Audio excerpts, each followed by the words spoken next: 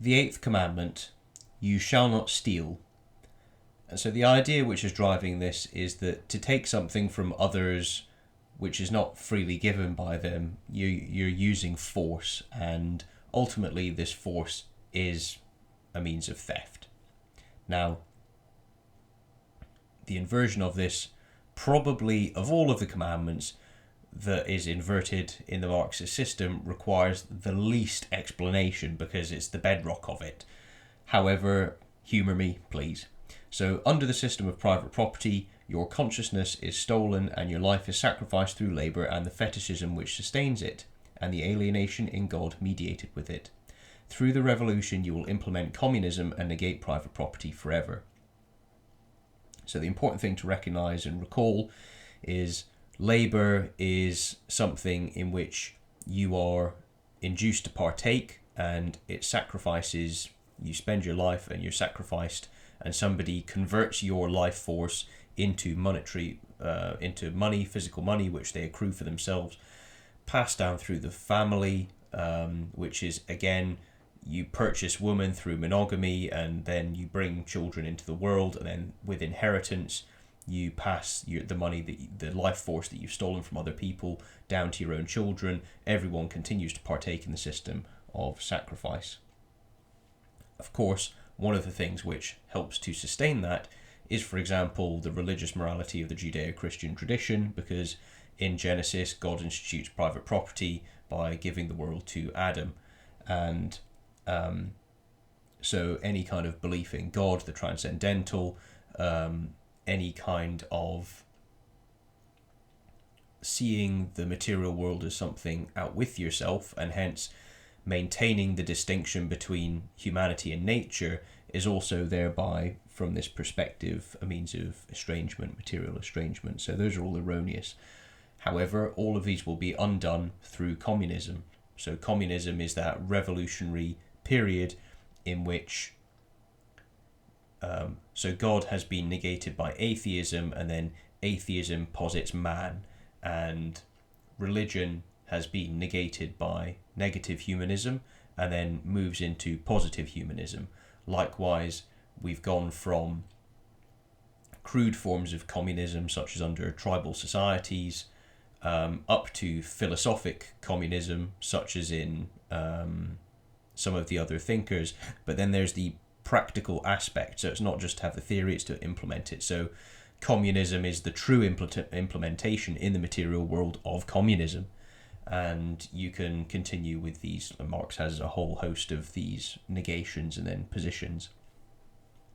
So fundamentally, it's important to understand that communism is dialectical. Everything is within the dialectical framework of logic, and then all of the associated concepts whereby everything is refashioned.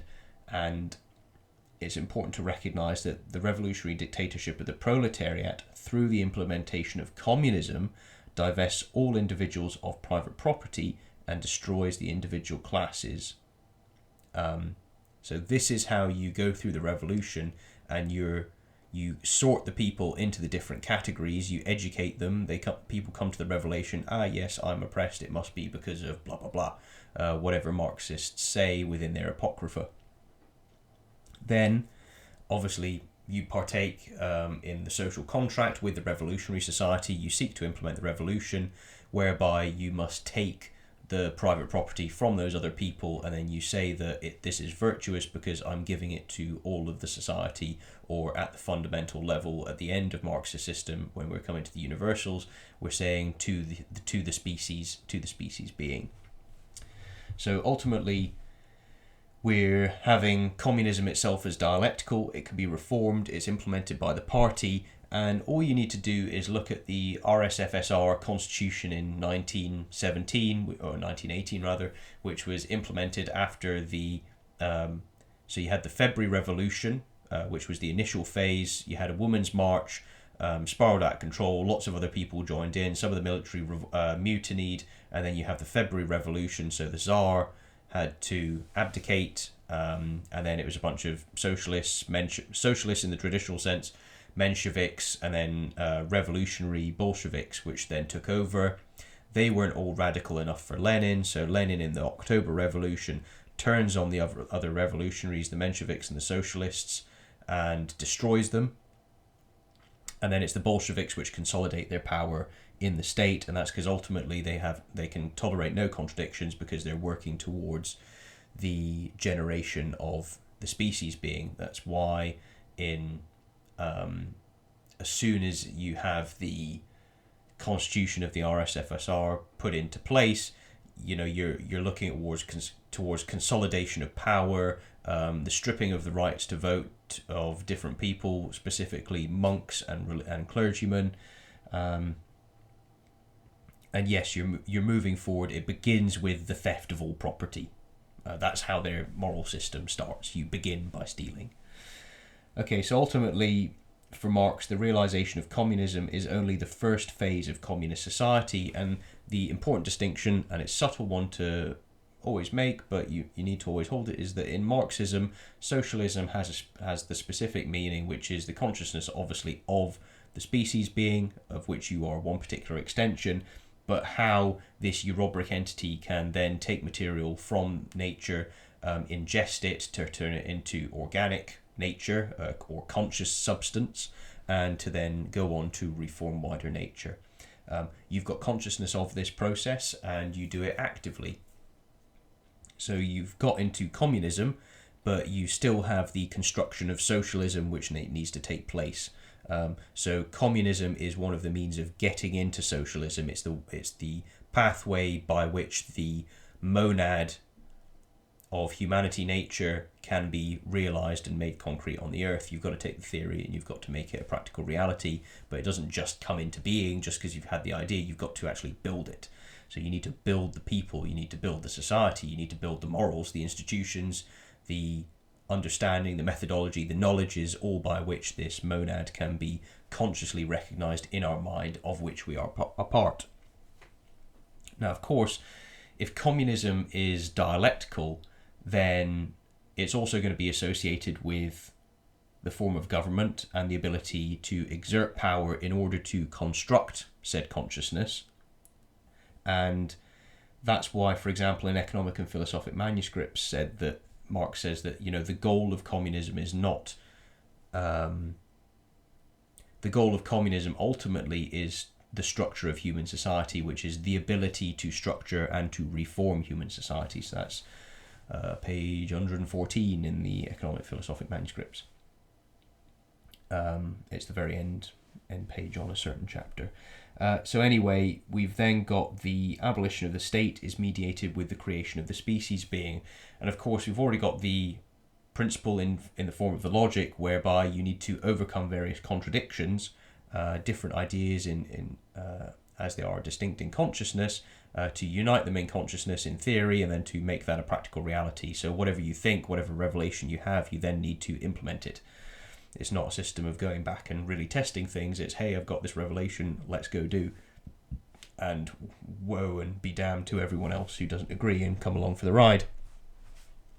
So, of course, when it comes to the national level, as we've already seen, the revolution can manifest itself in a nationality. So, for example, the Austrian Germans or the Magyars, the Hungarians, they have, having adopted revolutionary principles and then having started the revolution, are beginning that world movement at the time when Engels was writing, whether it was the 1860s or whatever. So they, as an ethnicity or a national group, have taken it upon themselves to begin the world storm, the international revolution. And they can then spiral this out at a national level. So you've got to destroy the counter-revolutionaries within the nation, so that you destroy the bourgeoisie, and then you destroy the proletariat, and then what's left is, the new communist hive mind thing.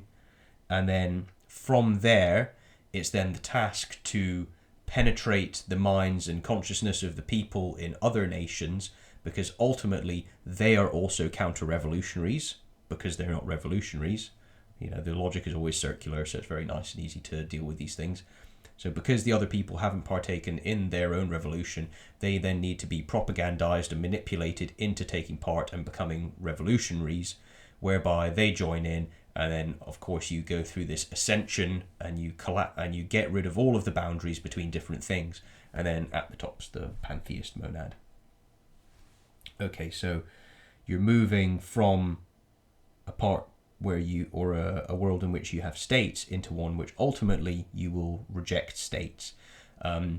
This is interesting because obviously it's preloaded into the philosophy at a very fundamental level, and what would have been intuitive if people were operating and conducting themselves in line with Marx and Engels' form of logic and theories and were true to it, then what we would have expected is that the Soviet Union and Yugoslavia and Maoist China and perhaps even Cambodia and Cuba and other states would have actually amalgamated themselves into a singular entity, into the a true Soviet bloc.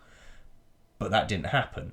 And the interesting thing, I think, which that realizes is that the reality which underpins much of this system is, the psychological drive for power, for overcoming other people, not wanting to set yourself against a moral gauge such as the Ten Commandments or Christ. And of course, if you can reject overcoming your own weaknesses, flaws, insecurities, if you don't want to cultivate a skill and become competent at something, but you loathe the idea that somebody else has succeeded in something, then the easier option is to just tear what they're doing down. And here, instead of actually moving along as you would expect through the Marxist system to amalgamate into higher and higher degrees of non-contradiction and unity between the different elements, that didn't really happen. It was really the far more human aspect which seemed to govern things, and hence why power, dictatorship, cruelty, theft, indulgence in the opposites of all of the Ten Commandments, rather than living in accordance with the Ten Commandments and the teachings of Christ. Okay, so like we see, being is invested to the species being. If you're getting rid of all of the different nations, then ultimately what you're doing is you're overcoming different ethnicities, different countries and nationalities, all of the kin groups and loyalty associations and the history and all of the things that are inherited, and you're turning the whole world into a mass so that it's at the level of the species, hence species being. So you've got the human race, and then you've got nature alongside it. And so all of being is invested to the species being. Ultimately, you need state power to affect this. And I think that because Marxism is fundamentally anti-human, and each one of its tenets is an inversion of the way that even nature functions, that the only way that you can sustain such a system is through power. So while I recognize that there's a certain goal in mind through the Marxist philosophy, which is that materialist pantheism,